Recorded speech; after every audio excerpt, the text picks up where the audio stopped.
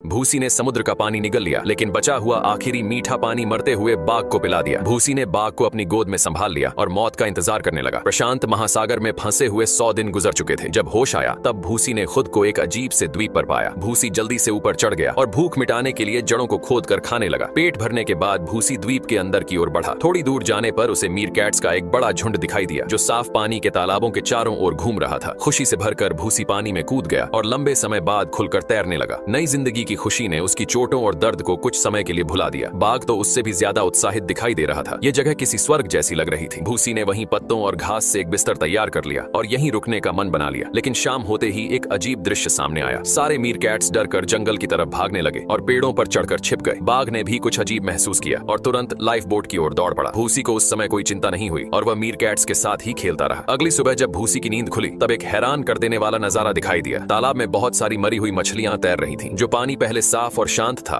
वही अब तेजाब में बदल चुका था। भूसी ने एक चमकता हुआ फूल उठाया और जब उसे खोला तो उसके अंदर एक इंसानी दांत छिपा हुआ मिला। यह देखकर भूसी के मन में डर बैठ गया और समझ में आ गया कि यह द्वीप दिखने में भले ही सुंदर हो लेकिन असल में बेहद खतरनाक है। अगले दिन भूसी ने काफी खाना और पानी इकट्ठा कर लिया। फिर उसने अपनी सीटी बजाई और बाघ तुरंत उसकी ओर दौड़ता हुआ आ गया। दोनों ने एक बार उस द्वीप की तरफ देखा जिसने कुछ समय के लिए उम्मीद दी थी। कई रातों तक समुद्र में नाव चलाने के बाद आखिरकार वे मुख्य भूमि के तट तक पहुंच गए। भूसी इतना थक चुका था कि खड़ा होना भी मुश्किल हो रहा था, लेकिन बाघ अभी भी ताकत से भरा हुआ था। बाघ बिना पीछे मुड़े सीधे जंगल की ओर चला गया। भूसी वहीं थककर और दुख से बेहोश हो गया। जब बचाव दल ने 222 दिनों बाद भूसी को पाया तब उस लंबे सफर की याद में बाघ को अपने परिवार जैसा महसूस किया।